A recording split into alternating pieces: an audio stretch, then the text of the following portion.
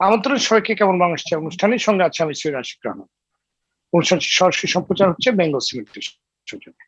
দর্শক, শিল্পায়ন ও নগরায়নের সবচেয়ে বড় অভিঘাত পড়েছে নদ নদী, বন ও পাহাড়ের উপর বান্দরবানের সংরক্ষিত সাঙ্গুবন থেকে শুরু করে দক্ষিণের সুন্দরবন, সিলেট অঞ্চলের লাউয়াছড়া কিংবা গাজীপুর ভাওয়ালের গড়, সবখানে পড়েছে বন খেকোদের থাপা।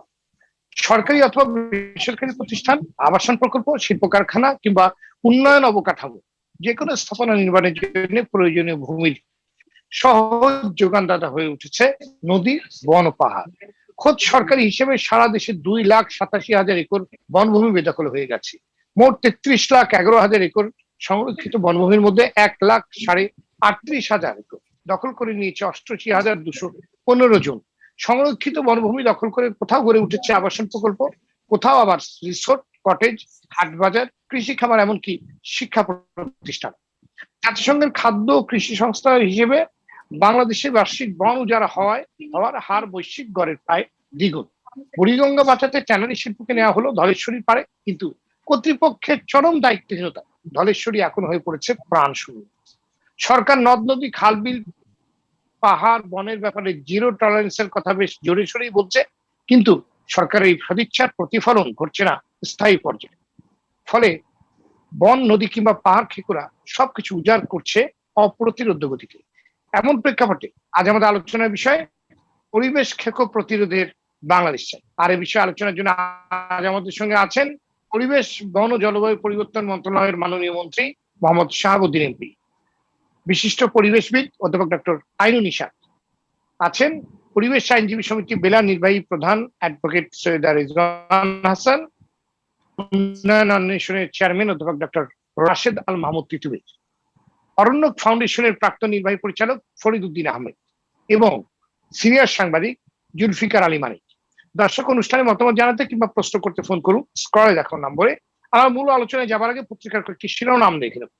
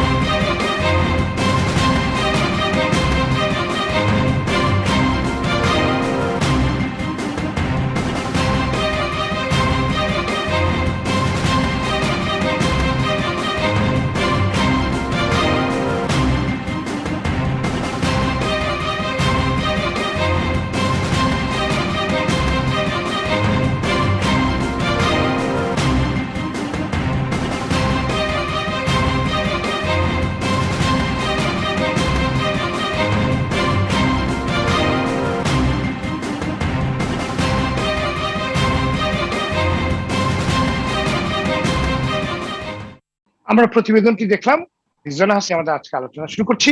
বন পুনরুদ্ধার, উত্তরণ ও কল্যাণের পথ, এই প্রতিপাদ্যকে সামনে রেখে গতকাল আন্তর্জাতিক বন দিবস পালিত। শুরুতেই আপনি যদি বলেন দেশের বনগুলো আসলে কেমন আছে?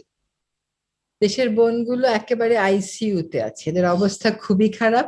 প্রাকৃতিক বন খুবই কমে গেছে পরিমাণে, এবং আমাদের যেটাকে আমরা মাদার ট্রি বলি, বাংলাদেশের বনগুলোতে আসলে মাদার ট্রির সংখ্যা আশঙ্কাজনক ভাবে কমেছে। মধুপুর শালবনে, ফরিদ ভাই হয়তো আমাকে কারেক্ট করতে পারবেন, আমার জানা মতে কোনো মাদার ট্রি মানে বড় ট্রিটা এখন আর অবশিষ্ট নেই। দেশের বনের পরিমাণ আশঙ্কাজনক ভাবে কমে এসছে, এবং বনগুলোকে প্রাণ ব্যবস্থা, একটা ইকোসিস্টেম হিসেবে না দেখে এগুলোকে সরকারের যে বন নীতি আছে সেই অনুযায়ী কিন্তু বাণিজ্যিক কারণে ব্যবহার করা হচ্ছে। সরকারের বর্তমান বন নীতিতে বলা আছে যে জীববৈচিত্র্য রক্ষায় যেটুকুন বন প্রয়োজন তার বাদে বাকিটুকুনকে বাণিজ্যিক কার্যক্রমে নিয়ে আসা হবে, বা এখন তাই হচ্ছে। আমরা সবসময় শালবনের মধ্যে কেন ইউক্যালিপটাস চাষ করা হচ্ছে এ নিয়ে কথা বলেছি। কদিন আগে একজন বন কর্মকর্তার ফেসবুকে পোস্টিং দেখলাম শালবনে এখন তাল গাছ লাগানো হবে। আবার বনগুলো তথাকথিত উন্নয়নের চাপেও পড়েছে। অনেক জায়গায় সরকারের অনেক সংস্থা ক্যাবিনেটের অনুমোদন নিয়ে বনকে বন বিরুদ্ধ কাজে বিভিন্ন প্রকল্পে নিয়ে যাচ্ছে, বনের ভিতর দিয়ে রাস্তা হচ্ছে। এক কথায় বনের অবস্থা খুবই খুবই খুবই সঙ্গীন। কেবল যে পরিমাণ কমছে তা না, যেটুকুন বন আছে, সরকার যখন বলে বন, সরকার কিন্তু আসলে বন ভূমিটাকে বলে, অ্যাকচুয়াল ফরেস্ট কাভারকে বলে না। যেটুকুন বন ভূমি এখনো অবশিষ্ট আছে সেটুকুনেরও অনেকটুকুনি ফরেস্ট কাভার নেই, আছে হচ্ছে পরে রোপিত বা লাগানো কিছু বাণিজ্যিক গাছ। কাজেই সত্যিকার অর্থে পার্বত্য চট্টগ্রামের দুই একটা জায়গা ছাড়া বেশিরভাগ জায়গাতেই বনের স্বাস্থ্য খুবই খারাপ। ধন্যবাদ। অধ্যাপক ডক্টর আইনুন নিশাত, সরকারি কিংবা বেসরকারি যে কোনো প্রয়োজনে জমির যোগানদাতা নদী, পাহাড় অথবা বন, এটা কতখানি গ্রহণযোগ্য? যে নদী ও বন মানুষের জীবন জীবিকার রসদ যোগাচ্ছে, মানুষের জীবনের কিংবা পরিবেশের লাইফ লাইন, সেই নদী ও বন কেন বারবার মানুষের আগ্রাসনের শিকার হচ্ছে? ধন্যবাদ। দু তিনটি কারণ। প্রথম, বাংলাদেশকে সংক্ষেপে বলা যেতে পারে ল্যান্ড হাংরি কান্ট্রি। জমি চাই, জমি চাই, জমি চাই। এখন জমিতে বাড়িঘর হবে, শিল্প কারখানা হবে, রাস্তা হবে। আরো একটা জিনিস হচ্ছে, যতটুকু জমি আমি পাই, যদি আমি নদীকে শুকিয়ে, বিলকে শুকিয়ে, হাওরকে শুকিয়ে সেটাকে যদি ধান খেতে কনভার্ট করতে পারি, এগুলোই হচ্ছে ক্ষমতাসীনদের লক্ষ্য।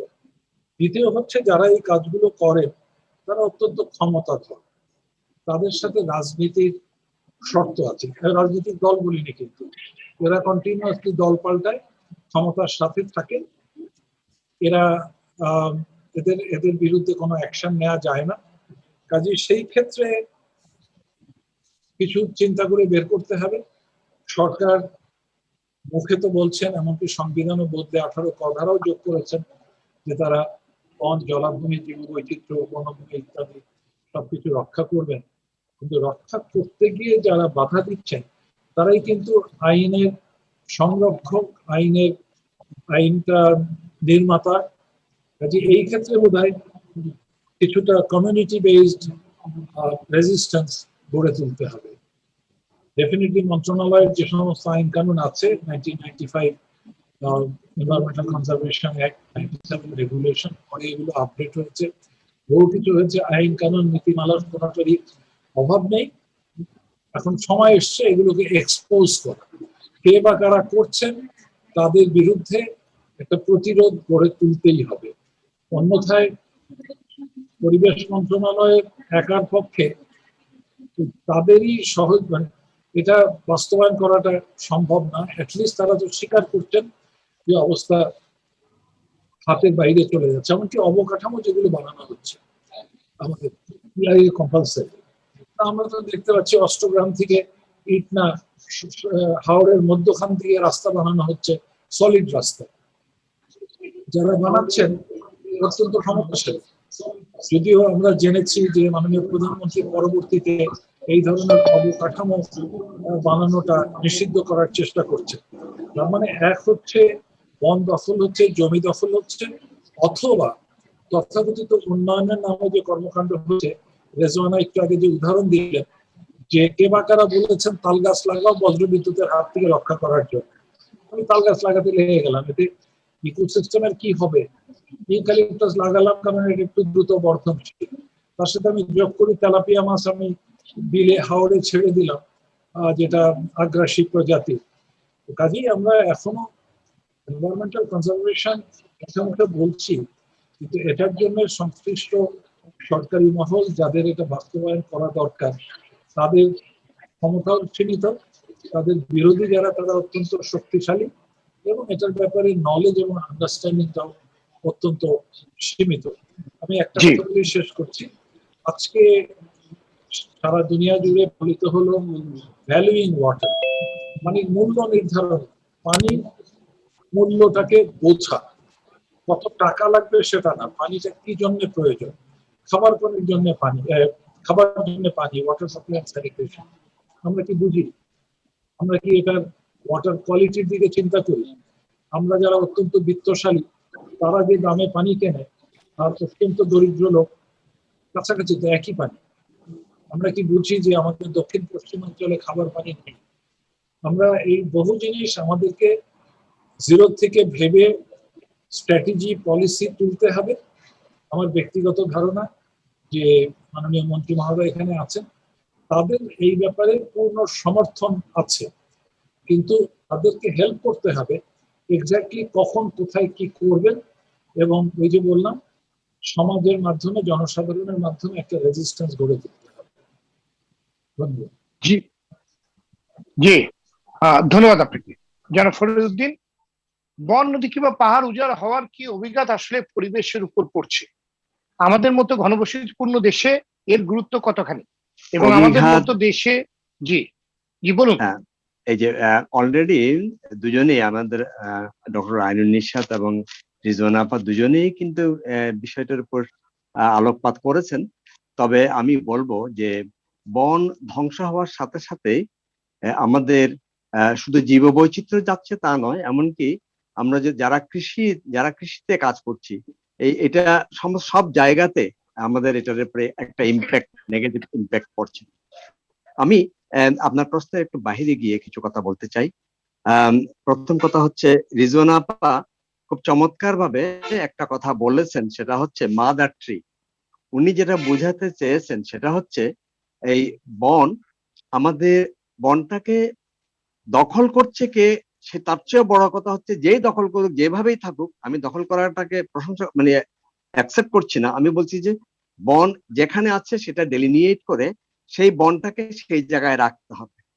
এটা দখলদারের কাছে থাকুক আর বন বিভাগের কাছে থাকুক আর যার কাছেই থাকুক, এটা করার জন্য যেটা সবচেয়ে গুরুত্বপূর্ণ, রিজওয়ানা আপা যে কথাটা বলেছে মাদার ট্রি, আমরা বলি যে কিছু মূল গাছ যদি থাকে তাহলে সেটাই বনটাকে পুনরুদ্ধারে সহায়তা করে। তবে একটা বিষয় আমি আজকে এই অনুষ্ঠানের মাধ্যমে বলতে চাচ্ছি, এইবারের যে আন্তর্জাতিক বন দিবসের যে প্রতিপাদ্য যেটা ছিল যে বন পুনরুদ্ধার, এটা কিন্তু এটা এই নয় যে বন যারা দখল করেছে তাদের কাছ থেকে পুনরুদ্ধার। এটা একটা মানে আমরা কনসেপশন হয়তো বা আমরা মিস ইন্টারপ্রিট করছি।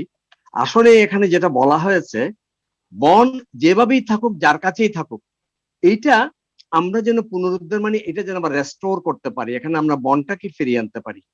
অর্থাৎ বনটাকে যদি ফিরিয়ে আনি তাহলে আমার জীবন, জীবিকা, পরিবেশ, প্রতিবেশ এই সব কিছুই আমার ঠিক মতো চলবে। এবং এটা চলার জন্য, এটা ফিরিয়ে আনার জন্য এইটা মামলা কিংবা এটা সরকারের আইন, তার চেয়ে বড় কথা হচ্ছে একটা পদ্ধতি আছে, আজকে একটা সায়েন্টিফিক পদ্ধতি আছে, যেটা আসলে এইবারের আন্তর্জাতিক বন দিবসের প্রতিপাদ্য যেটা ছিল, বন পুনরুদ্ধার মানে হচ্ছে ফরেস্ট ল্যান্ডস্কেপ রেস্টোরেশন। এটার মানে হচ্ছে এটাকে সায়েন্টিফিক্যালি আমরা বনটাকে, যেটা আমরা ডিগ্রেডেড হয়েছে, ডিফরেস্টেশন হয়েছে, সেই বনটাকে আমরা কিভাবে আবার বনে ফিরিয়ে আনবো, অর্থাৎ বনের যে প্রতিবেশ সেবা, বনের যে ইকোসিস্টেম, সেটাও আমার এনশিওর করতে হবে। এট দি সেম টাইম আমাকে মনে রাখতে হবে মানুষের কথা। বনের সাথে মানুষের একটা সম্পর্ক আছে, সেই মানুষের জীবন, জীবিকা, তাদের যে আপনার তার কল্যাণ এর মধ্যে অন্তর্নিহিত থাকতে হবে। কাজেই আমাকে মনে রাখতে হবে একটা মেথোডোলজির কথা সায়েন্টিস্টরা আজকাল বলছে, যেটাকে আমরা বলি রোম।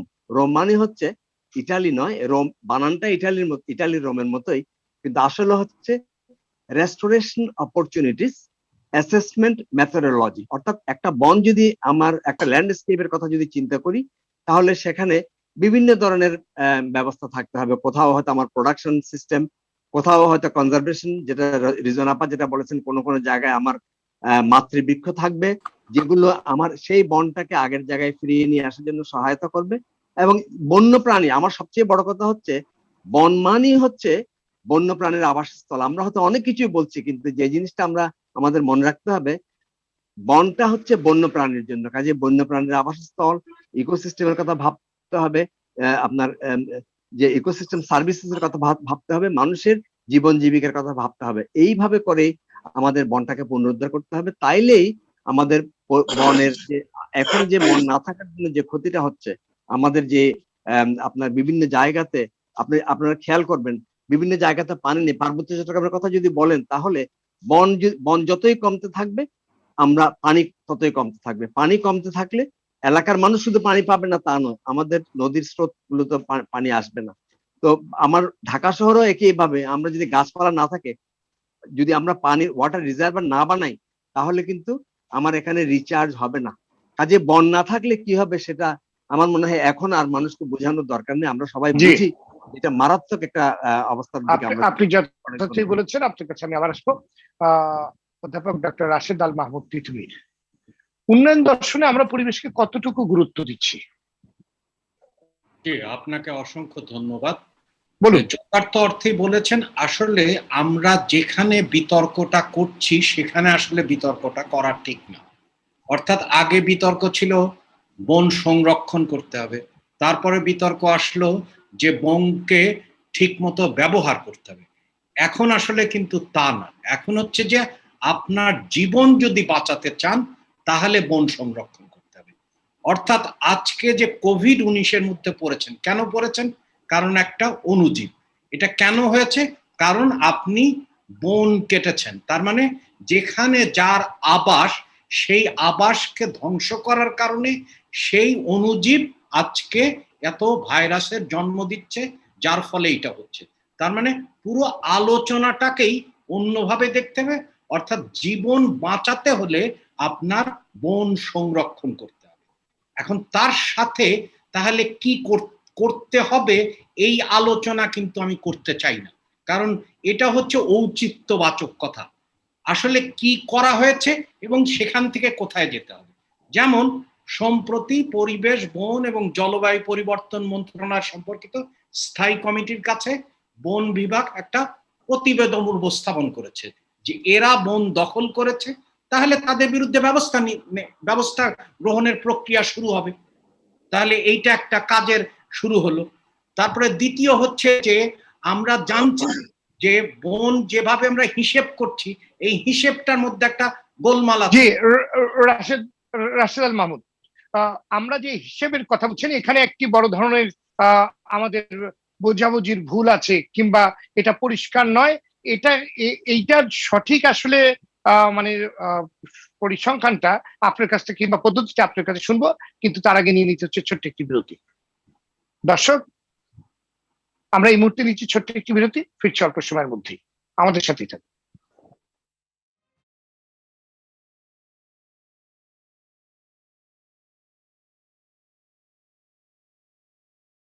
দর্শক, বিরতির পর আবারও স্বাগত কেমন বাংলাদেশ অনুষ্ঠানের সঙ্গে আছে আমি সৈয়দ আশিক রহমান। আলোচনার বিষয় পরিবেশ ক্ষেত্র প্রতিরোধের বাংলাদেশ চাই। অনুষ্ঠানটি সম্প্রচার হচ্ছে বেঙ্গল সিমেন্টের সৌজন্যে। আমরা ফিরছি আলোচনায়। জনাব তিতুমীর, বিরতির পূর্বে যে প্রশ্নটি আপনার কাছে ছিল যে আসলে পরিবেশ এবং উন্নয়ন দর্শন, এটাকে আপনি কিভাবে বিশ্লেষণ করছেন? জি জি, আপনাকে ধন্যবাদ। যে কথাটা আমি বলার চেষ্টা করছিলাম যে আগে পরিবেশকে বিচ্ছিন্ন বা একটা ভালো কাজ করা, বা আমরা একটা এই সমস্ত নিয়ে চিন্তা করছি, এই ধরনের চিন্তা করা হতো। অর্থাৎ হচ্ছে যে আপনার কেউ চিন্তা করতো যে একটু সংরক্ষণ করতে হবে, প্রকৃতি প্রেমিক হইতে হবে, কেউ চিন্তা করতো যে আমরা আসলে এইটাকে একটু ভালো করে দেখে শুনে রাখি। কিন্তু সেই ধারণার থেকে আমাদের সামনের দিকে যেতে হবে। অর্থাৎ হচ্ছে যে এখন কোভিড-19 যে অতিমারি, সেটা আমাদের চোখে আঙুল দিয়ে দেখিয়ে দিচ্ছে যে জীবন বাঁচাতে আপনাকে বন এবং জীববৈচিত্র্য রক্ষা করতে হবে। অর্থাৎ নিজের তাগিদেই আমরা যেহেতু বন উজাড় করেছি, যার ফলে যেটা আবাসন ছিল সেই আবাসনের ক্ষতি সাধিত হয়েছে, তখন অণুজীবগুলো আপনার বাহিত হয়ে মানুষের শরীরে এসেছে। তাহলে জীবন বাঁচানোর জন্য, তার মানে একটা, যেটাকে আপনি বলতে পারেন যে একটা প্যারাডাইমেটিক শিফট দরকার। তারপরে আমি যেটা বলার চেষ্টা করছিলাম যে উন্নয়নের সাথে পরিবেশকে এক ধরনের বিযুক্তি করে দেখা, অথবা অনেক সময় বলা হয় কি পরিবেশ বা প্রতিবেশকে উন্নয়নের সাথে সংযুক্ত করতে হবে। এটা খুব ভ্রান্ত ধারণা।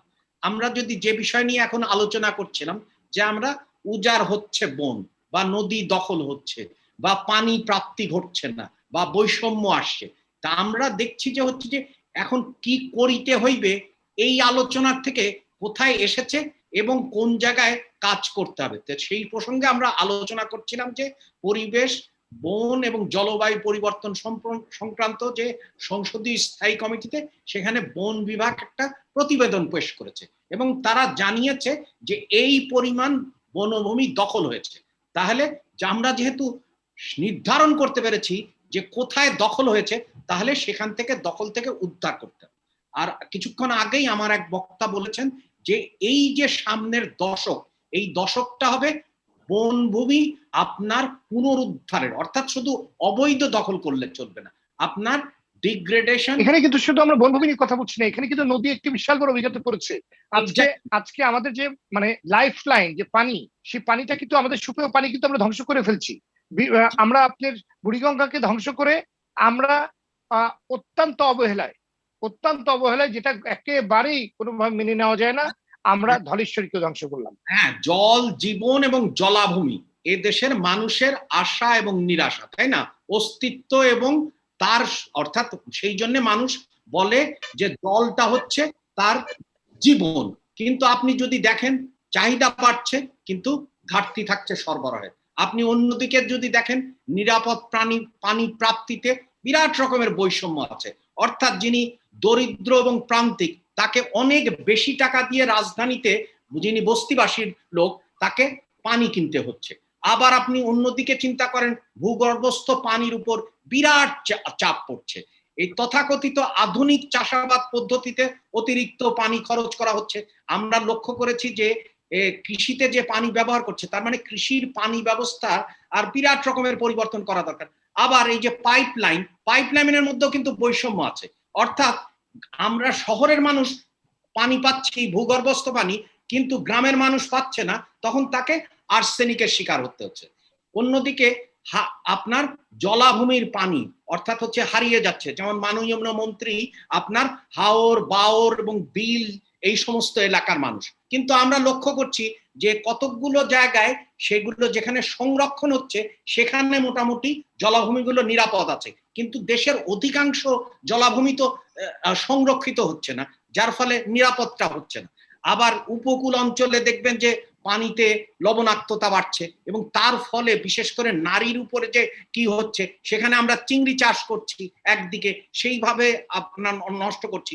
অন্যদিকে তো যেটা শুরুতেই বললেন আপনি যে সুপেয় এবং নিরাপদ পানির বিরাট রকমের ঘাটতি আছে। তার ধন্যবাদ। হয়েছে আন্তঃনদীর পানি বন্টনে বৈষম্য, অর্থাৎ হচ্ছে যে আমরা এই বিষয়গুলো নিয়ে আপনার কাছে আবার আসবো।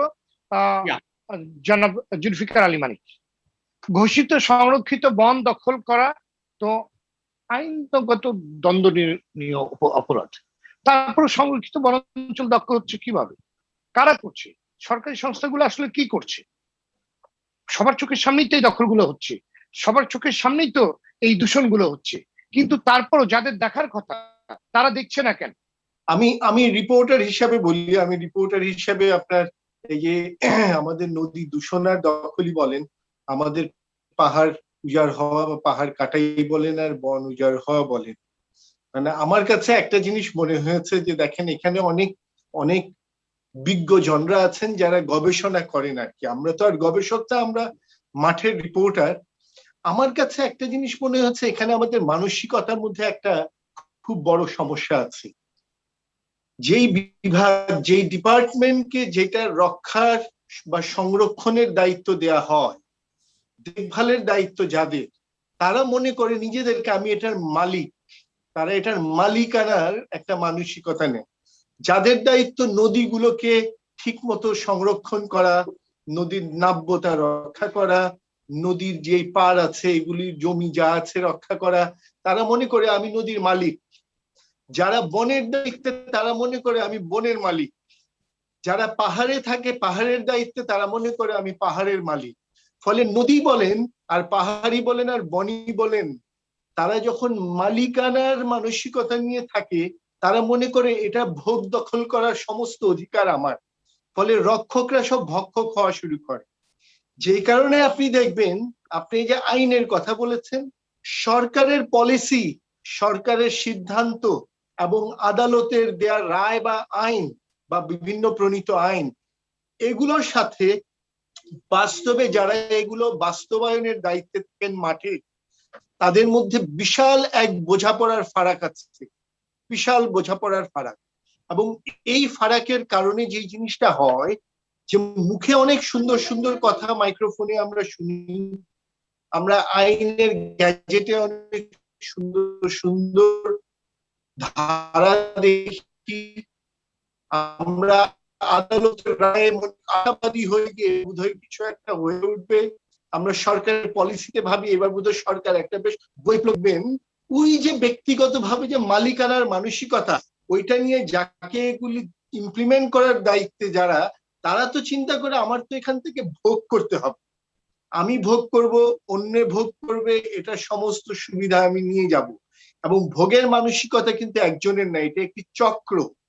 হয়তো দেখবেন আপনি বন বিভাগই বলেন, আপনি নদী বলেন, আর পাহাড়ের কথাই বলেন, যেই যেই দায়িত্বে আছে, এইসব ডিপার্টমেন্টে যে সকল সৎ কর্মকর্তা কর্মচারী পাবেন, তারা আলাদা দ্বীপপুঞ্জে বসবাস করেন। যারা একান্নবর্তী পরিবারের মতো বসবাস করেন, তারা হচ্ছে গিয়ে দুর্নীতির চক্র। ফলে তারা সবকিছু লুটপাট করেন এবং খান। আজকে যে পাহাড় এবং বন উজাড়, পাহাড়ের কাঠ ট্রাকে ট্রাকে ভরে ঢাকা শহরের কোন কোন লাক্সারি আবাসিক এলাকায় কার কার দরজা জানালা ফ্লোর হাবিজাবি বানানো হয়েছে গত 50 বছরে, এগুলি আমরা সবাই জানি। তো পাহাড় কি করে উজাড় হয়েছে, নদী কি করে দূষণ এবং দখল হয়েছে, এবং আমাদের অন্যান্য বন কিভাবে উজাড় হয়ে যায়, এগুলি তো আমার নতুন করে বলার কিছু নাই। এই যে বিজ্ঞজনেরা সবার অনেক গবেষণা আছে, অনেক পর্যবেক্ষণ আছে, কিন্তু সমস্যা হচ্ছে যারা এগুলো করে আসছেন 50 বছরে ধারাবাহিক ভাবে, তাদের বিরুদ্ধে কোনো প্রতিকার নেওয়া হয়নি। ফলে সবাই একটা ব্ল্যাঙ্ক চেক পেয়েছেন, একদম ব্ল্যাঙ্ক চেক। আমি খাবো, আমি সব নিয়ে যাব লুটপাট করে, কিন্তু আমাকে কেউ কিছু ছুতে পারবে না। ফলে পুরো জিনিসটা একটি রাজনৈতিক, প্রশাসনিক এবং ব্যবসায়িক বাণিজ্যিক চক্রের অংশ। সবাই মনে করে আমি এটার মালিক, আমি এটা ভোগ দখল করব। এই মানসিকতা দূর না হলে আমি আপনি যত যাই করি চেঞ্জ হবে না। এখন বলতে পারেন মানসিকতা দূর হওয়ার উপায় কি? আমাদের শিক্ষা ব্যবস্থাটা ভয়ঙ্কর রকমের ত্রুটিপূর্ণ। আমাদের জীবন সুন্দর করার জন্য শিশুবেলা থেকে যে দায়িত্ব বোধের শিক্ষা, যে নীতি নৈতিকতা দায়িত্ব বোধের শিক্ষা দেওয়ার উচিত ছিল পাঠ্যপুস্তকে, এগুলি সমস্ত কিছু অনুপস্থিত। আমাদের স্কুল কলেজ বিশ্ববিদ্যালয়ের শিক্ষা সবই হচ্ছে তুমি কোনো মতে সার্টিফিকেটটা নিয়ে একটা চাকরি করবা, ব্যবসা করবা, নিজের জীবনে কি করে ভোগ করবা সেটা শেখানো হয়। কিন্তু তারও যে নাগরিক দায়িত্ব আছে পরিবেশ রক্ষার, নদী রক্ষার, বন রক্ষার, পাহাড় রক্ষার, এই কোন শিক্ষা আমাদের জুলফিকার আলী মানিক, আসলে পরিবেশের প্রতি আমাদের দায়িত্ব আমরা পালন করতে পারছি না। জি জি, ধন্যবাদ আপনার কাছে। আমরা আসলে সেরকম নাগরিক তৈরি করতে পারছি না। আপনার কাছে আবার পরে আসবো। মাননীয় মন্ত্রী জনাব শাহাবুদ্দিন এমপি, আপনি সবার কথাই শুনলেন। দেশ স্বাধীনের পর বৃক্ষরোপণ, বনায়ন, পরিবেশ দূষণ মুক্ত রাখা, বন্যপ্রাণী সংরক্ষণ, হাওর বাওর, নদ নদী ও জলাভূমি সংরক্ষণে বিশেষ গুরুত্ব দিয়েছিলেন বঙ্গবন্ধু। মুজিব বর্ষে নদী ও বন রক্ষায় আপনাদের কি কোনো কর্মসূচি আছে? ধন্যবাদ। জি, আজকের জি, এই জ্ঞানগর্ভ আলোচক বৃন্দ যারা ইতিমধ্যে আলোচনা করেছেন, বিজ্ঞজন, সবাইকে আমি আন্তরিক ধন্যবাদ জানাচ্ছি। জাতির পিতা বঙ্গবন্ধু শেখ মুজিবুর রহমান এর জন্মশতবার্ষিকী এবং স্বাধীনতার সুবর্ণ জয়ন্তী আমরা যথাযথ মর্যাদায় পালন করছি। এবং আমরা জানি জাতির পিতা বঙ্গবন্ধু শেখ মুজিবুর রহমান দেশ স্বাধীন হওয়ার পরপরই সোহরাওয়ার্দী উদ্যানে, রেসকোর্স ময়দান যেটা ছিল, সেখানে গাছ লাগিয়ে দেশবাসীকে বলেছিলেন সবাই গাছ লাগানোর জন্য, বাড়ির আঙ্গিনায় আশেপাশে যে যেখানে খালি জায়গা আছে সেখানে গাছ লাগানোর, দেশের মানুষকে উদ্বুদ্ধ করে। এবং 73 সালে অর্ডিন্যান্স জারি করেছিলেন, 74 সালে আইন পাশ করেছিলেন। এবং বঙ্গবন্ধু সমুদ্র তীরবর্তীতে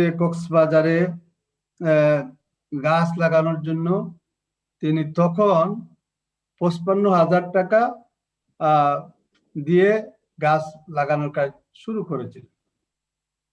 বঙ্গবন্ধুর সেই যে চেতনা এবং সেই দর্শনই হচ্ছে যে আপনি যেটা বলছেন যে আজকের কেমন বাংলাদেশ চাই আমরা আমাদের জাতির পিতা বঙ্গবন্ধুর স্বপ্নের সোনার বাংলা আমরা চাই। এই দেশের মানুষ চায়, এই 16 কোটি মানুষই চায় এই দেশের বঙ্গবন্ধুর স্বপ্নের সোনার বাংলাদেশ। তো বঙ্গবন্ধুর স্বপ্নের সোনার বাংলাদেশ কিভাবে আমরা করব? সেই গড়ার পথও বঙ্গবন্ধু দেখিয়ে দিয়ে গেছেন। আর কিছুটা হলেও আমাদের বর্তমান সরকার, মাননীয় প্রধানমন্ত্রী দেশরত্ন শেখ হাসিনা সেই লক্ষ্যকে বাস্তবায়নের জন্য কাজ করে যাচ্ছে। একসময় আমরা পরিবেশ, প্রতিবেশ, বৃক্ষ, পাহাড় কাটা, নদী ভরাট, জলাভূমি ভরাট, এগুলো যে একটা বিষয়, এগুলো যে দেশের এবং জাতির জন্য একটা প্রয়োজনীয়, এটা করা যাবে না, এটা কিন্তু আমাদের দেশের মানুষ এখনো এটা বুঝতোই না। অনেক সময় এখনো বলে যে আমার টিলা আমি কাটছি, সরকারের কি হয়েছে? আমি আমার এলাকা তো পাহাড়ি এলাকা, পাতারিয়া হিলের মানুষ আমি। তো আমার এলাকায় যখন টিলা কাটে তখন তাকে বোঝানো কষ্ট হয়ে যায়, বলে আমার টিলা আমি কাটতেছি, আবার বাপ দাদা 14 গোষ্ঠী টিলা কেটে এসেছে, বাড়ি তৈরি করছি, হ্যাঁ, এখন কেন আইন করে আমার টিলা কাটা বন্ধ করে দেওয়া হবে? এটা তো আমরা বুঝতে পারি। এই যে সচেতনতা, এটা বড় অভাব, যেটা আলোচকবৃন্দ ইতিমধ্যেই বলেছেন। আমাদের প্রাথমিক শিক্ষা থেকে এগুলো মানুষকে দেওয়া দরকার, যে এই নদীর উপকারিতা, পানির উপকারিতা, আমাদের জলাভূমির উপকারিতা, আমাদের বনের উপকারিতা, পরিবেশ প্রতিবেশের উপকারিতা, এগুলো শিক্ষা ক্ষেত্রে যদি আমরা এটা মানুষকে দিতে পারি তাহলে মানুষ এটাকে আরো বেশি করে বুঝতে পারবে এবং তার সচেতনতা তার মধ্যে উদ্বুদ্ধ হবে সে, এবং তাহলে পরেই আমরা এটা আমরা তো অনেকটা হারিয়ে ফেলেছি। আপনারা যেটা বলেছেন, আলোচনা করেছেন, আমি মাননীয় মন্ত্রী, আপনারা তো দখল উদ্ধারের নানামুখী কর্মসূচি নিয়েছেন, জরিমানাও করছেন, কিন্তু দখলের প্রবণতা বন্ধ হচ্ছে না কেন? এবং এখনো আমরা দেখছি অনেক জমি, অনেক জলাভূমি সেটা সরকারের বিভিন্ন প্রতিষ্ঠানই আপনার দখল করছে।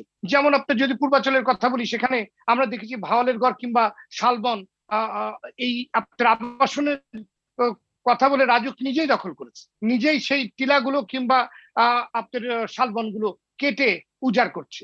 সীমাবদ্ধতা গুলো আসলে কোথায় কোথায় আসলে কার্যকর করা যাচ্ছে? কিছু কিছু কারণ আপনারা আলোচনার মধ্যেই এনেছেন। কিছু কিছু বিষয় হয়ে গেছে ইতিমধ্যে, যে আমাদের বনের জায়গা অনেক ক্ষেত্রে বেহাত হয়ে গেছে, এটা তো আপনারা আগেই আলোচনা করেছেন। তারপরে আমাদের বনের রেকর্ডভুক্ত জায়গা অন্যের নামে রেকর্ড হয়ে গেছে। এগুলা যে কারণে আমরা মামলা করতেছি এবং মামলা পরবর্তীতে আমরা এগুলো আবার আমাদের নামে নামজারি করতে হবে এবং তারপরে আমরা মালিকানাটা দিয়ে তারপরে এগুলো দখলে যেতে হবে। তো এইসব কারণে দীর্ঘদিন থেকে সবকিছু মিলিয়ে আমাদের তো ঘনবসতিপূর্ণ দেশ, মানুষের চাপ, আর মানুষ ঘর বাড়িও তৈরি করে ফেলেছে। না, সেই জন্যই তো আরো বেশি এগুলো ব্যাপারে আরো শক্ত আপনার ব্যবস্থা নেওয়া উচিত ছিল, কিংবা আপনার তালিকা এটার জন্য যে পরিমাণ তালিকা যেটা তৈরি করেছি সেই তালিকা অনুযায়ী আমরা বিভাগীয় কমিশনারদেরকে ডেকে ওনাদেরকে সাথে আলোচনা করেছি এবং প্রত্যেক জেলা প্রশাসকের কাছে আমরা তালিকা পৌঁছে দিয়েছি এবং সেটা উচ্ছেদের জন্য আমরা জেলা প্রশাসকের কাছে আমাদের বন বিভাগের পক্ষ থেকে আমরা ওনাদেরকে দায়িত্ব দিয়েছি।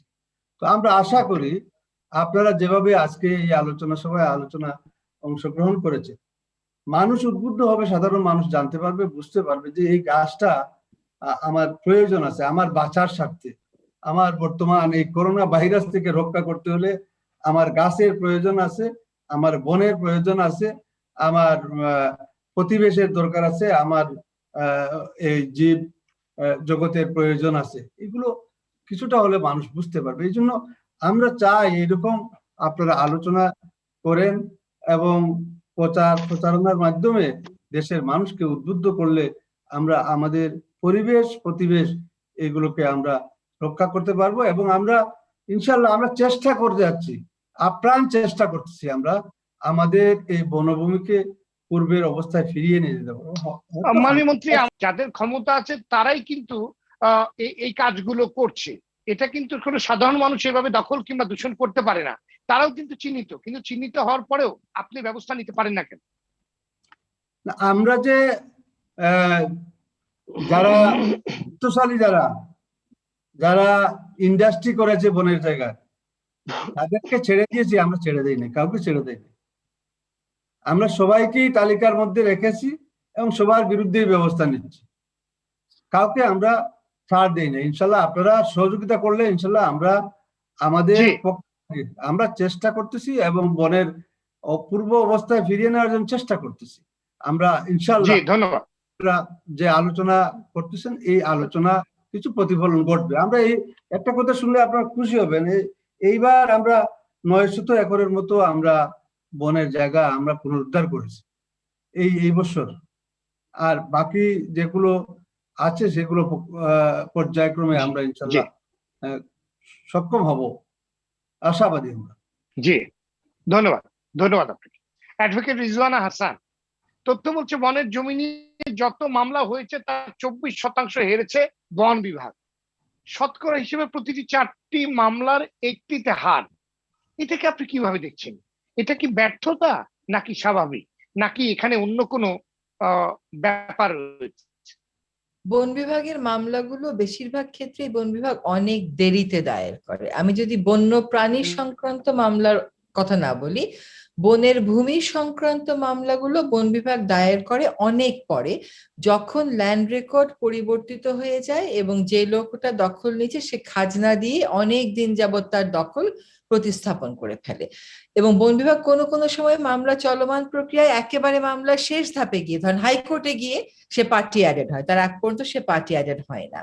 বন বিভাগ যখন মামলায় নামে পূর্ণ শক্তি নিয়ে প্রসিকিউটর বা অ্যাটর্নি জেনারেল অফিসকে সাথে নিয়ে নামতে পারে না। এটা সবসময় এই জায়গাটা বন বিভাগের দোষ না, কারণ হচ্ছে অ্যাটর্নি জেনারেল অফিস বা প্রসিকিউটর অফিসে দেখা যায় যিনি দখলদার তার কিন্তু অনেক প্রভাব থাকে এবং এই অফিসগুলো সবসময় বন বিভাগকে সেভাবে সহায়তা করে না। বন বিভাগের তথ্য উপাত্তের কোনো মিল নেই। একটা ছোট্ট কথা বলি, একটা বন আইনের অধীনে চূড়ান্ত ফরেস্ট হতে পারে বন আইনের 20 ধারায়, আর ফরেস্ট চূড়ান্ত ঘোষণার প্রক্রিয়া শুরু হয় বন আইনের 4 ধারায়। 4 ধারায় যদি আপনি 1000 একরকে রিজার্ভ ফরেস্ট ঘোষণার প্রক্রিয়া শুরু করেন, 20 ধারায় এসে রিজার্ভ ফরেস্ট কোনোদিনও 1500 একর হতে পারে না। কিন্তু বন বিভাগের হিসাবে এমনই গরমিল থাকে যে 4 ধারার সাথে 20 ধারাই তার মিলে না। তো বন বিভাগের অবশ্যই কর্তব্যে গাফিলতি থাকে, অবহেলা থাকে, তারা ইচ্ছাকৃতভাবে হেরে যায়। অনেক সময় তারাই দখলগুলো নেওয়ার জন্য যোগসাজশে কাজ করে। আবার কোনো ক্ষেত্রে কোনো সৎ বন কর্মকর্তা ডিসি অফিসকে বাধা দিলেও ডিসি অফিস সেই বাধা শোনেন না। একটা উদাহরণ দিচ্ছি, এই মুহূর্তে ভালুকাতে প্রায় 11,000 বনভূমি যা সিএস রেকর্ডে বনভূমি ছিল তা এখন আর বনভূমি নেই। বিভিন্ন ল্যান্ড রেকর্ড প্রকাশ করে করে ওগুলো ব্যক্তির নামে ডিসি মহোদয়রা দিয়ে দিচ্ছেন। সেখানে বন বিভাগ চেষ্টা করেছে একেবারে শেষ পর্যায়ে এসে, যখন অফিসিয়াল বিজ্ঞপ্তি প্রকাশ হবে সে সময় গিয়ে বন বিভাগ আপত্তি দিয়েছে। এখানে অবহেলা খালি আমি বলবো না, এখানে চরম ধরনের দুর্নীতি আছে। তবে সেই দুর্নীতিতে শুধুমাত্র বন বিভাগের তা না, বেশিটাই বন বিভাগের। তার সাথে আইন কর্মকর্তা যারা আছেন রাষ্ট্রের, যদি বন বিভাগের কোনো সৎ কর্মকর্তা সহায়তা চান তখন সেই সৎ কর্মকর্তাও কিন্তু অনেক সময় সহায়তা পান না, কারণ আইন কর্মকর্তারা পক্ষে থাকে না। জি রিজওয়ানা হাসান, এই যে ডিসি মহোদয়দের কথা যে আপনি বললেন যে ওনারা দিয়ে দিচ্ছেন, অনেক অভিযোগ রয়েছে বিশেষ করে ভালুকা, টাঙ্গাইল, গাজীপুর বিভিন্ন এই জায়গাগুলোতে যেখানে বন বিভাগগুলোতে ছিল, এবং দেখা গেছে ওনারা চলে যাওয়ার আগ দিয়ে একাধারে এগুলো দিয়ে গেছেন, এবং বেশ কিছু সুবিধার ব্যাপারও এখানে রয়েছে। এই ব্যাপারটি তো আপনি যেমন জানেন, এটা অনেকেই জানে, কিন্তু তাদের বিরুদ্ধে ব্যবস্থা হয় না কেন, ব্যবস্থা নেওয়া যায় না কেন? ব্যবস্থা নেওয়া যায় না তার কারণ হচ্ছে রাষ্ট্র তো ব্যবস্থা নিতে চায় না। এবং আপনি যদি বনের দখলদারদের তালিকা করেন বা নদীর দখলদারদেরও তালিকা করেন, বেশিরভাগ ক্ষেত্রেই কিন্তু অত্যন্ত প্রভাবশালী লোকেরা এই কাজগুলো করে। ল্যান্ড রেকর্ড ট্যাম্পারিং করা অত সহজ না যদি আপনার টাকা না থাকে। টাকা যারা ঢালতে পারে তাদের জন্য ল্যান্ড রেকর্ড ট্যাম্পারিং করা কোনো ব্যাপার না। যারা টাকা ঢালতে পারে, আমাদের রাজনীতি এমনই হয়ে গেছে যে তাদের তোয়াক্কা করেই কিন্তু চলে। আপনার এই কথার উত্তর দেওয়ার আগে আমি দুই একটা কথা একটু বলে নিতে চাই ভাই, আমি ভুলে যাওয়ার আগে। একটা হচ্ছে, আমরা land hungry country, that is accepted, তার সেজন্য এটা আরো বেশি জরুরি হয়ে গেছে এই ওভার পপুলেটেড কান্ট্রিকে নির্মল বাতাস দেওয়ার জন্য আরো বেশি জরুরি হয়ে গেছে আমাদের বনকে বাঁচানো। এবং সেজন্য আমরা যে কবে থেকে সরকারকে বলছি যে ল্যান্ড জোনিংটাকে বাধ্যতামূলক করে আইন করেন, সেই আইনের একটা খসড়া, দুইটা খসড়া, তিনটা খসড়া, চারটা খসড়া, একটার পর একটা খসড়া হয়, ওটা কেবলমাত্র শেলফে রাখা হয়। এই ল্যান্ড জোনিং এর ম্যাপ না হওয়া পর্যন্ত ডিসি মহোদয়রা এরকম ট্যাম্পারিং কিন্তু করতেই থাকবেন। ল্যান্ড জোনিংটা ম্যান্ডেটরি করাটা খুবই জরুরি হয়ে গেছে।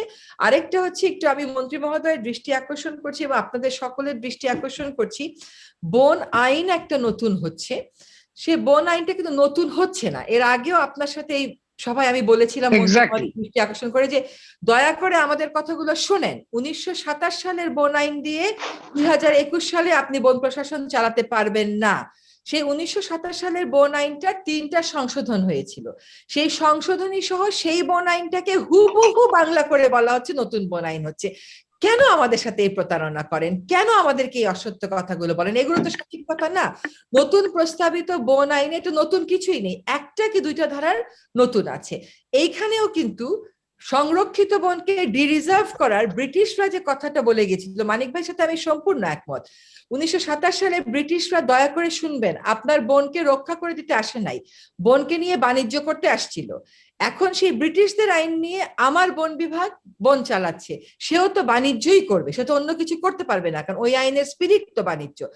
তাকান ভারতের দিকে, একই বন আইন তারা বহাল রেখেছে, সাথে ফরেস্ট রাইট অ্যাক্ট, বন অধিকার আইন নিয়ে এসছে, এবং তারা বলছে প্রথাগত বনবাসীকে রক্ষা করতে না পারলে আমি বন রক্ষা করতে পারবো না। আজকে আমরা বনের দখলদারদের কথা বলছি, একটা ছোট্ট উদাহরণ দেই। আপনারা মধুপুরে বলেছেন 2146 জন বন দখলকারী আছে, তার মধ্যে 420 জনই হচ্ছে মধুপুরের গারো সম্প্রদায়। তার মানে প্রথাগত বনবাসীকে আপনি দখলদারের তালিকায় তুলে দিয়েছেন। এটা কি ঠিক হচ্ছে? এবং এই দখলদার বলতে বলতে একটা হাইপ তুলে দিচ্ছেন, কিন্তু দেখা যাচ্ছে বেশি অনেক জায়গাতেই কিন্তু আপনারা প্রথাগত বনবাসীকে দিয়ে দিয়েছেন দখলদারের তালিকায়। অথচ আওয়ামী লীগ সরকারের সুস্পষ্ট নির্বাচনী অঙ্গীকার হচ্ছে তাদের ভূমির অধিকার এবং অন্যান্য অধিকার সেটেল করবে। আপনি যেটা দুর্নীতির কথা বললেন আশিক ভাই, যতক্ষণ পর্যন্ত আপনি বনের উপর নির্ভরশীল জনগোষ্ঠীকে বন আইন অনুযায়ী ক্ষমতায়িত না করেন ততক্ষণ, এবং তাকে সারাক্ষণ দখলদার বলেন, তখন সে যখন বন রক্ষায় ডিসির বিরুদ্ধে কথা বলবে, সে যখন বন রক্ষায় বন বিভাগের বিরুদ্ধে কথা বলবে, ক্রমাগত তাকে ভয় দেখানো হবে যে তুমি তো আমার জমিতে আছো, তোমাকে এখন উচ্ছেদ করে দেবো। বন বিভাগের প্রচুর মামলা কিন্তু এরকম প্রথাগত বনবাসীদের বিরুদ্ধে। কাজেই আপনাকে বন প্রশাসনটা ঢেলে সাজাতে হবে মন্ত্রী মহোদয়। বাংলাদেশের বন উজাড় হওয়ার ধারা হচ্ছে পৃথিবীর অন্যান্য সব দেশের চেয়ে 2 গুণ। তাহলে তো আপনাকে বুঝতে হবে যে আপনার বন প্রশাসন ব্যর্থ হচ্ছে, তার একক কারণে ব্যর্থ হচ্ছে, অন্যান্য প্রতিষ্ঠানের অসহযোগিতার কারণে ব্যর্থ হচ্ছে। রিজওয়ানা হাসান, অনেক ক্ষেত্রেই একটু কথা আমাকে বলতে হয়, একটু কথা আমি বলি। জি বলুন। বলুন। হচ্ছে এই যারা মধুপুরে বনবাসী, যারা বনে যারা বসবাস করে, তাদের বিষয়ে দেখেন, আমরা কিন্তু বনে যারা আদিবাসী তারা বসবাস করবে, বনকে রক্ষা করে তারা বসবাস করলে আমাদের বনের কোনো ক্ষতি হবে না, এটি তো আমরা মনে করি। হ্যাঁ, কিন্তু যদি তারাই আদিবাসী বা বনে যারা বাস করে তারা যদি ক্ষতি করে বনের, এটাও তো বনের ক্ষতি। এই ক্ষতির থেকে তাদেরকেও বেরিয়ে আসতে হবে। আমি এটা বারবার বলতেছি, শুধু মধুপুরে না, আমার এলাকায়ও আছে, খাসিয়া, গারো সহ অন্যান্য সম্প্রদায়ের অনেকেই আছে বনে।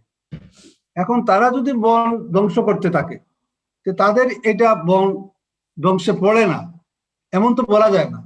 তাদেরকেও বুঝতে হবে যে এই বনকে রক্ষা করে আমরা আমার জীবন জীবিকা আমরা চালিয়ে যাব, বন আমাকে রক্ষা করতে হবে। আমরা সেই জন্য তাদেরকে বোঝানোর চেষ্টা করতেছি, দেখেন আপনারা বনে বসবাস করেন, কিন্তু বনকে আপনারা রক্ষা করে আপনারা আপনাদের জীবন জীবিকা আপনি চালিয়ে যান, এতে আমরা কোনো বাধা আপনাদেরকে দেব না। কিন্তু বন উজাড় করে আপনি যদি এখানে আনারস বাগান করেন, এখানে কলার চাষ করেন, বনের গাছ কেটে, তাহলে তো আপনাকে আদিবাসী হিসাবে আমরা এটা মেনে নিতে পারি না।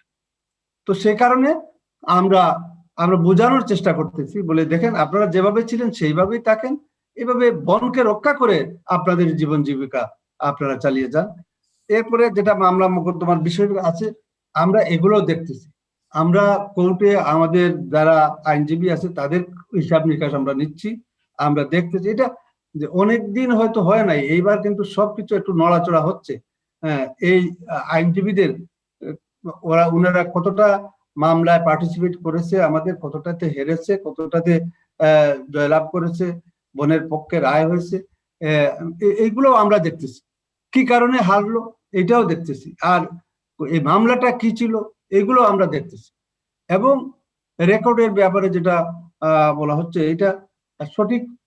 এই রেকর্ডে আমরা অনেক পিছিয়ে গেছি, যে কারণে ওই এলাকায় তখন কে আপনার ফরেস্টার দায়িত্বে ছিল, রেঞ্জার কে দায়িত্ব ছিল, এসি কে ছিল, ডিএফও কে ছিল, তাদের তালিকাও আমরা চেষ্টা করতেছি। এবং তাদের কেন তারা সেই সময় এটা হ্যাঁ এই পরিবেশ মোকাবেলা করে নাই, এবং এই জায়গাটা আজকে বেহাত হয়ে গেল, এই জায়গাটা আমাদেরকে পুনরুদ্ধার করতে আমরা চেষ্টা করে যাচ্ছি। আশা করি আমরা সফল হব।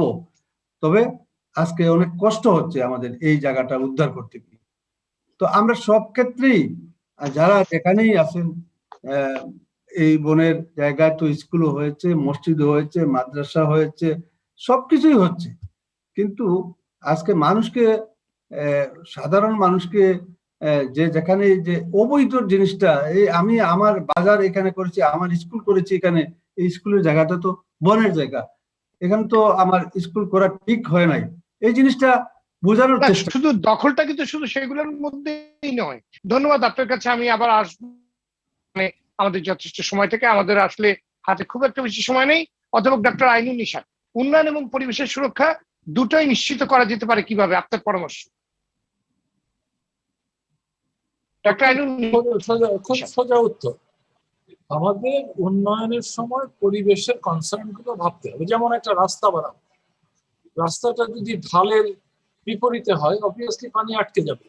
আমি একটা রাস্তা বানাবো, খালের উপর দিয়ে, নদীর উপর দিয়ে যাবে। আমাদের এখনকার প্র্যাকটিস এলজিইডি কিংবা যারাই করছে, আমার নদীটা কিংবা খালটা 200 ফিট চওড়া, আমি ওখানে 100 ফিটের ব্রিজ কিংবা কালভার্ট বানাচ্ছি, মানে দুপাশে 50 ফিট 50 ফিট আপনি প্রথমে বন্ধ করবেন, আস্তে আস্তে নদীটার উপরে তার একটা প্রভাব পড়বে। আমি এক জায়গাতে যে মানে বনটাকে যদি ঠিক মতো রক্ষা না করি, অনেকেই বলেছেন যে তাহলে বেস ফ্লো কমে যাবে, নদীগুলো শুকিয়ে যাচ্ছে। এর বিরূপ প্রতিক্রিয়া হচ্ছে চিটাগং হিল ট্র্যাক্টসে এই যে অর্চার্ড গুলো করা হচ্ছে, বিভিন্ন ধরনের ল্যান্ড ইউজ চেঞ্জ করা হয়েছে, এতে বৃষ্টির পানি থেকে আমরা ইঞ্জিনিয়ারিং টার্মে বলি বেস ফ্লো, সেটা কমে গিয়ে আলটিমেটলি ছড়াগুলো শুকিয়ে গেছে। খাবার পানির মারাত্মক বিরূপ প্রতিক্রিয়া। আমি যখন একটা জায়গাতে বনায়ন করবো কিংবা এক জায়গাতে মাছের উৎপাদন বাড়ানোর চেষ্টা করব, আমি কোনো এলিয়েন ইনভিসিভ স্পিসিসে অ্যালাউ করবো না। এটা বাংলাদেশ সরকারের কমিটমেন্ট, আমরা কনভেনশন অন বায়োডাইভার্সিটিতে স্বাক্ষরদানকারী। কাজে এই নলেজ গুলো আমাদের জানতে হবে। প্রত্যেকটা অ্যাক্টিভিটির, আমি যখন একটা ফ্যাক্টরি করবো তখন আমি তার বর্জ্যগুলো ঠিক মতো ফেলবো, নাহলে ওই বর্জ্যগুলো গিয়ে খালকে নষ্ট করবে, ড্রেনকে নষ্ট করবে।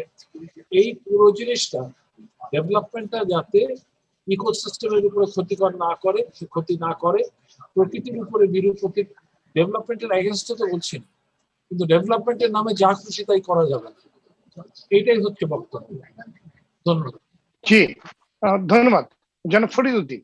সরকারের সর্বোচ্চ পর্যায় থেকে বন, পাহাড় কিংবা নদী খেকোদের বিরুদ্ধে কড়া হুঁশিয়ারি দেওয়া হচ্ছে, তারপরেও কেন আগ্রাসন থামানো যাচ্ছে না?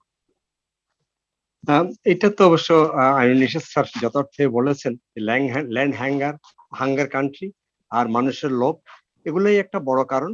তবে এখন আমি আবার রিপিট করছি, যে কথাটা বলেছি রিটারেট করছি, যে এটা থামাতেই হবে। এটা আসলে আমাদের কোনো বিকল্প নেই। এই আমাদের যেগুলো চলে ব্যাহত হয়েছে সেগুলোকে ফিরিয়ে নিয়ে আসা। সবচেয়ে ভালো উদাহরণ হচ্ছে ইন্ডিয়া, যেটা এখানে আলোচনায় আসছে। আপনারা জানেন মহারাষ্ট্রে যে কাজটা করেছে, তারা একটা বেস ইয়ার ঠিক করেছে 2005-এ তারা স্যাটেলাইট ইমেজ দিয়ে দেখতে চেষ্টা করেছে বনটা কেমন ছিল। তারা সেই জায়গায় নিয়ে আসার জন্য যাবতীয় উদ্যোগ নিয়েছে এবং তারা মোটামুটি সফল হয়েছে। আর ফরেস্ট রাইট অ্যাক্টের কথা যেটা বলেছেন রিজওয়ানা আপা, ওই জায়গায় সেই ফরেস্ট রাইট অ্যাক্টটাও দিয়েছে, এবং মানুষ যেন ওই বনের মধ্যে যারা আছে তারা বনের মধ্যে থাকে, নতুন করে যারা আসছে তাদেরকে যেন বের করে দিতে পারে। এইভাবেই আমাদের কাজটা করতে হবে। সবচেয়ে বড় কথা হচ্ছে আমাদের পলিটিক্যাল কমিটমেন্ট, আমাদের একটা পলিটিক্যাল এজেন্ডা লাগবে। আর রিসেন্টলি আমি কিছুদিন ধরে বলতে শুরু করছি, সেটা হচ্ছে আমরা যদি 5 বছর কাঠের ব্যবহার সম্পূর্ণ নিষিদ্ধ রাখি, no use of timber for any purpose, for example, যে নট অনলি ট্রান্সপোর্টেশন, গাছটা যে পাহাড় থেকে কেটে এখানে নিয়ে আসবে তা নয় কাঠটা, বরঞ্চ আমরা 5টা বছর কিছুই করব না, তাইলে কিন্তু আমাদের মানুষের মধ্যে একটা সচেতনতা জন্মাবে যে আমরা এইটা করে আমি কাঠটা কোথায় নিব, কাজে কাঠটা কাটবো না আমরা, এরকম একটা ব্যান দরকার। আরেকটা যেটা আমার কাছে সবচেয়ে বেশি গুরুত্বপূর্ণ মনে হয় সেটা হচ্ছে শিক্ষা। উইদাউট শিক্ষা, আমাদের যদি স্কুল কলেজগুলোতে আসলে ফরেস্ট্রিটাকে আমরা একটা সাবজেক্ট হিসেবে ঢুকাইনি, আমি মনে করি সময় এসছে এখন একেবারে স্কুল লেভেল থেকে, যে কেজি লেভেল থেকে আমরা যেন মানুষকে বন, পরিবেশ, কেন আমরা এই গাছটা কাটবো না, এই গাছের উপকারিতাটা কি কি, কেন আমরা একটা পরিবেশ রক্ষা করব, এই জিনিসগুলো আমাদের বোধহয় স্কুল লেভেল থেকে ঢুকানো দরকার। আমি ফাইনালি একটা কথা বলে শেষ করব। আমি একটু সবাইকে সবিনয়ে অনুরোধ করছি একটা বিষয়, সেটা হচ্ছে গ্লোবাল ফরেস্ট ওয়াচ নামে একটা আমাদের বিশ্বের বনের পরিস্থিতি কেমন সেটা দেখানোর জন্য একটা সংস্থা আছে, Global Forest Watch. Global Forest ওয়াচে গিয়ে যদি ড্যাশবোর্ডে যাই, যদি আমরা সেখানে বাংলাদেশে যাই, তাহলে দেখব আমরা এখানে যতই কথা বলি যে বাংলাদেশে আমরা অনেক উন্নয়ন হয়েছে, কিন্তু সেখানে গেলে ক্লিয়ারলি বলবে যে গত 2000 থেকে 2020 সালের মধ্যে আমাদের বনের কিন্তু একটা বিশাল বড় অংশ, বিশেষ করে 1,62,000 হেক্টর আমাদের গাছের বৃক্ষাচ্ছাদন কমেছে। কাজে আমি সবাইকে সবসময় অনুরোধ করব, আমাদের এই জায়গাটাতে একটু গিয়ে দেখা দরকার, আমাদের গ্লোবাল ফরেস্ট ওয়াচে দেখা দরকার, এবং আমাদের সবার মধ্যে যেন রাজনীতিবিদ থেকে শুরু করে আমরা যারা অ্যাক্টিভিস্ট আছি, আমাদের প্রত্যেকের এই কাজটা করা দরকার। আমরা সম্প্রতি আরেকটা কাজ করেছি আপনার মাধ্যমে আমি সবাইকে জানাতে চাই। নদী রক্ষা কমিশন একটা হয়েছে, আপনারা জানেন। At the same time civil society organisation গুলো মিলে আমরা একটা নদী রক্ষা জোট তৈরি করেছি, যেখানে নদী রক্ষা কমিশন মানে আপনি কি শুধু দখলের কথা বলছেন না দূষণের কথাও বলছেন? দুটার কথাই বলছি। আমরা যেটা করছি সেটা হচ্ছে নদী রক্ষা জোটের যে কাজ, সেটা হচ্ছে শুধু দখল নয়, দূষণ এবং বিভিন্ন জায়গা থেকে ছবি তুলে আমরা যেন সেন্ট্রালি, এখানে ব্রতি এবং বাপা এটার নেতৃত্ব আছে, আরণ্যক ফাউন্ডেশন নামের সংস্থা এটাও আছে, এর মধ্যে সেবা আছে, নারী পক্ষ আছে, আমরা সবাই মিলে একটা জোট তৈরি করেছি এবং ইতিমধ্যে আমরা 600 মানুষকে প্রশিক্ষণ দিয়েছি। আপনি জেনে খুশি হবেন, অ্যাডভোকেট তানজিল মহোদয়কে আপনি হয়তো চিনেন। অ্যাডভোকেট তানজিল এবং আমাদের নদী রক্ষা কমিশনের আগের যে চেয়ারম্যান ছিলেন মুজিবুর রহমান হাওলাদার, ওনারা 2 দিন ব্যাপী এই 600 মানুষকে প্রশিক্ষণ দিয়েছেন। এবং আমরা একটা গণসচেতনতা তৈরি করতে চেষ্টা করেছি, যাতে করে যেখানে নদীর সমস্যা দেখা দিচ্ছে, দূষণ হোক কিংবা দখল হোক, সেটা যেন তার কি ভূমিকা, সে মারামারি করবে না, সে একটা জায়গায় তথ্যটা দিবে এবং তথ্যটা আমরা নদী রক্ষা কমিশনের কাছে পৌঁছে দিব, যাতে করে তারা সেটার প্রতিকার করতে পারে। কাজে নদী, বন এগুলো রক্ষা না করলে আমাদের সত্যি মানে বাংলাদেশের মানুষ টিকবে না। অনেক ধন্যবাদ। আসসালামু আলাইকুম। একটু এই ব্যাপারে আমাকে একটু ধন্যবাদ। আপনাকে স্যার বলেন। ধন্যবাদ। ডক্টর রাশেদ আল মাহমুদ তিতুমির, জি জি, আপনার পরামর্শ। না, আমাদের হাতে একদম, মাননীয় মন্ত্রী আপনার কাছে সবার শেষে আমি আসবো, একেবারে আমাদের হাতে সময় নেই, আমি অবশ্যই আপনার কাছে আসবো। রাশেদ আল মাহমুদ তিতুমির, জি জি, আপনার পরামর্শ। জি জি, আমরা স্বাধীনতার 50তম বর্ষ অর্থাৎ হচ্ছে সুবর্ণ জয়ন্তী উদযাপন করছি। আমার কাছে মনে হয় যে 5টি কাজ করা সম্ভব এবং এখনই করা যেতে পারে। প্রথম হচ্ছে যে আমরা আসলে যে পরিমাণ বন উজাড় হয়েছে দক্ষিণ এশিয়ার সবচেয়ে বেশি এবং পৃথিবীর হিসেব অনুযায়ী সবচেয়ে বেশি বাংলাদেশে হয়েছে। তাহলে আমাদেরকে বের করতে হবে কি পরিমাণে বন উজাড় হয়েছে প্রথম কথা, এবং তথ্যটা ঠিক করতে হবে। দ্বিতীয় হচ্ছে যে দখল হয়েছে, দখল থেকে উত্তরণ ঘটবে কিভাবে? আপনারা জানেন যে বোনেরা বনে সুন্দর, শিশুরা মাতৃ করে, সঞ্জীব চট্টোপাধ্যায়, তাই না? তিনি একজন ডেপুটি ম্যাজিস্ট্রেট ছিলেন, বঙ্কিমের বড় ভাই।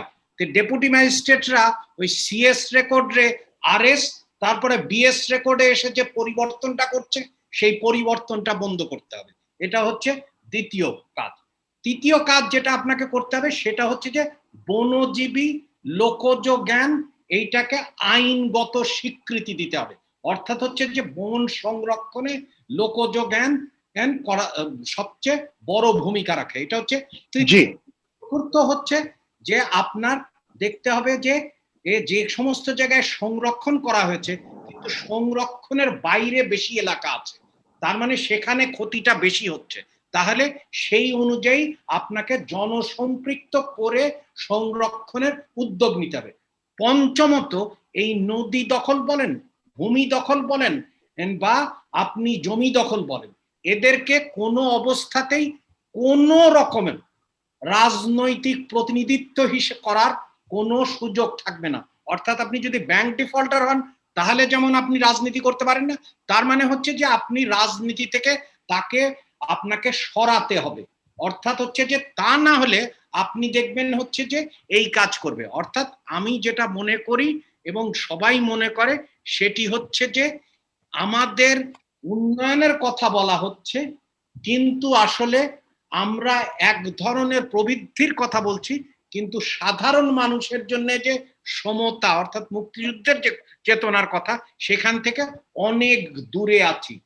ধন্যবাদ আপনার অ্যাক্টিভ অ্যাকশন দরকার। জি, অনেক ধন্যবাদ আপনাকে জনাব জুলফিকার আলী মানি। যারা নদীগুলো দখল দূষণের সাথে জড়িত তাদের বিরুদ্ধে দৃষ্টান্তমূলক ব্যবস্থা নেওয়ার কোনো নজির নেই, এই শিথিলতা কেন? নদী ও বনভূমি দখল কি আসলে অপরাধ হিসেবে মনে করা হচ্ছে না, কিংবা যার জোর আছে তার জন্য এটা কোনো ব্যাপার নয়? ছোট্ট করে যদি আপনি বলেন আপনার পরামর্শ। আমি মানে নদী বলেন আর বনই বলেন, এই যে কেন হচ্ছে না তার কারণ একটাই, এটা কিন্তু একদম ওপর থেকে নিচ পর্যন্ত এই যে যারা এগুলো নদী দখল বলেন, নদী দূষণ বলেন এবং পাহাড় আপনি দখল কাটা বলেন, বন উজাড় বলেন, যাই বলেন, এটা কিন্তু নিচে থেকে ওপর পর্যন্ত এটার সুবিধাভোগীরা বসে রয়েছে। যার কাছে আপনি আশা করছেন তিনি ব্যবস্থা নেবেন, দেখবেন তিনি হয়তো এটার ভাগ পাচ্ছেন, হয়তো না, তিনি এটার ভাগ পাচ্ছেন আসলে। ফলে যিনি ভাগ পাচ্ছেন তিনি কার বিরুদ্ধে ব্যবস্থা নেবেন? ব্যবস্থা তো তাহলে তার বিরুদ্ধে নিতে হবে। আমি একটা জিনিস বলি, কোন পার্টিকুলার গভর্নমেন্টকে ব্লেম করার কিছু নাই। আমরা যেহেতু সুবর্ণ জয়ন্তী পালন করছি স্বাধীনতা, এখানে মন্ত্রী সাহেব আছেন, উনি বনবাসীদের কথা বলছেন যে বনবাসীরা বন উজাড় করছে। আনারসের একটা শ্বেতপত্র বের করেন, শ্বেতপত্রের কাজ হবে গত 50 বছরে বাংলাদেশের সামরিক প্রশাসন, বেসামরিক প্রশাসন, কোন কোন বিভাগ, বাড়িধারা, গুলশান, বনানী, যত ডিওএইচএস আছে, ধানমন্ডি আছে, কত কাঠ কোন পাহাড় কোন বন থেকে এনে ব্যবহার করা হয়েছে, একটা শ্বেতপত্র বের করেন।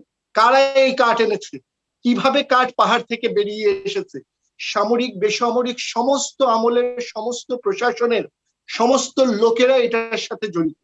ফলে এই সত্যটাকে অস্বীকার করে বিচ্ছিন্নভাবে কখনো এটার প্রতিকার আমরা প্রত্যাশা করতে একদমই পারি না।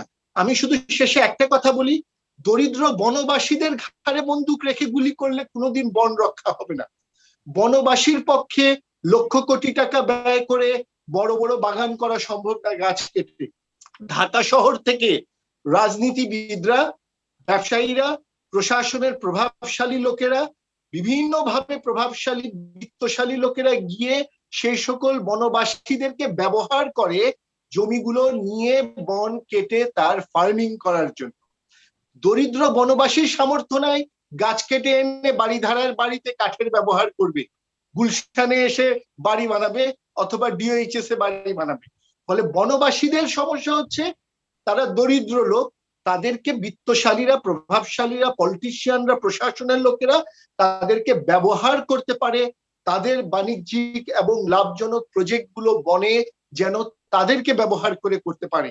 ফলে সমস্যার শেকড়ে বা মূলে যদি হাত না দেওয়া হয়, শুধুমাত্র কিছু দরিদ্র বনবাসীদের উপরে ফোকাস করে কিন্তু কখনো এই সমস্যার সমাধান হবে না।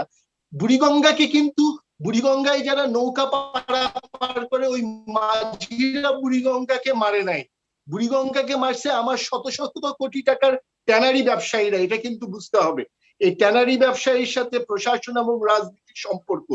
নদীকে যারা মেরেছে, পাহাড়কে যারা ধ্বংস করেছে, বনকে যারা উজাড় করেছে, তারা সবাই দরিদ্র লোকা। হাত যদি দেবার সাহস থাকে, হাতটা আগুনে দিয়েই আগুন নেভাতে হবে। শুধু শুধু আপনার বিটিং অ্যারাউন্ড দ্য বুশ করে লাভ নাই। বাংলায় একটা কথা আছে না, চোর পালালে বুদ্ধি বাড়ে। এখন চোর কত দূর পালিয়ে যাওয়ার পরে আমাদের বুদ্ধি বাড়বে, এটা হয়তো স্বাধীনতার 50 বছরে ভাবতে হবে।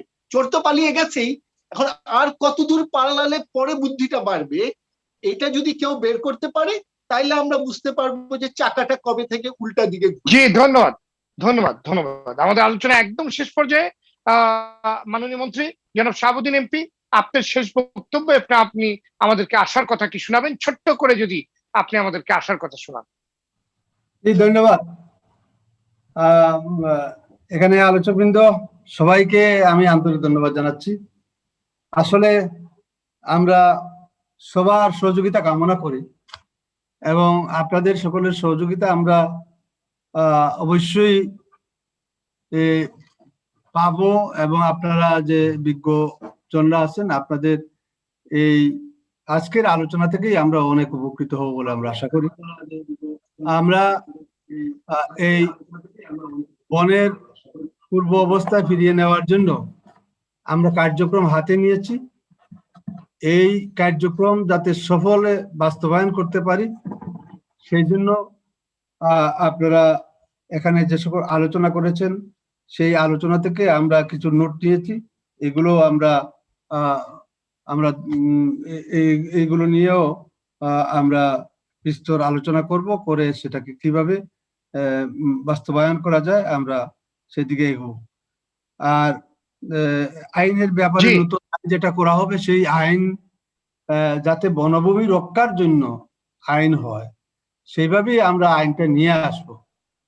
যেটা বলা হচ্ছে ওই 27 সালের আইন আবার কেন, আমরা এটার জন্য এটা সংসদে যাবে, যুগোপযোগী আলাপ আলোচনা, যুগ উপযোগী যেটা প্রয়োজন সেই আইনটাই করা হবে ইনশাল্লাহ। জি, এবং যারা জি, এবং শুধু বন নয়, ওই যে নদী খাল বিল যেগুলো সব কিন্তু আমরা উদ্ধারের জন্য আমাদের মন্ত্রণালয়ের পক্ষ থেকে ব্যবস্থা নেওয়া হচ্ছে। আপনারা দেখতেছেন তো, বুড়িগঙ্গা কিছু জায়গা উদ্ধার করা হয়েছে এবং কাজ চলমান আছে, এবং সর্বত্রই কিছুটা আমাদের সরকারের মাধ্যমে সর্বত্রই কাজ চলমান আছে। এবং আমরা আশা করি আমাদের এই পরিবেশ প্রতিবেশ এবং জীব বৈচিত্র্য, বন ভূমি এবং বন রক্ষার জন্য আমরা ইতিমধ্যে কিন্তু আমাদের সামাজিক বনায়ন কিন্তু অনেক বেড়েছে, সামুদ্রিক কোস্টাল বেল্টে অনেক বেড়েছে। আমরা এইদিকে আমরা অনেকটা কাজ করেছি। আমাদের আলোচনা করতে হবে। আমি ধন্যবাদ জানাচ্ছি আলোচকবৃন্দ সবাইকে। আপনাকে আমার ধন্যবাদ। জি, ধন্যবাদ আপনাদের সবাইকে আজকে আলোচনায় যোগ দেওয়ার জন্য। আসলে প্রাকৃতিক বন উজাড় করে কৃষি জমি বা সামাজিক বনায়ন সহ যে কোনো প্রকল্প নিষিদ্ধ করতে হবে। দখলবাজরা যতই ক্ষমতাশীল হোক না কেন, তাদের বিচারের আওতায় আনতে হবে। পরিবেশ ও বন আইন উপযোগী করতে হবে। পরিবেশের সুরক্ষার সঙ্গে সংশ্লিষ্ট সরকারি প্রতিষ্ঠানগুলোকে আরো বেশি আন্তরিক হতে হবে। সরকারের সর্বোচ্চ পর্যায়ে সদিচ্ছা স্থানীয় পর্যায়ে যাতে যথাযথ বাস্তবায়ন হয় তা নিশ্চিত করতে হবে। দর্শক, আজ এ পর্যন্তই। আগামী সপ্তাহে আবারও ফিরে আসবো আমি শ্রী আশিক রহমান। সবাই সে পর্যন্ত সুস্থ থাকুন, ভালো থাকুন। আমাদের সঙ্গে থাকার জন্য ধন্যবাদ।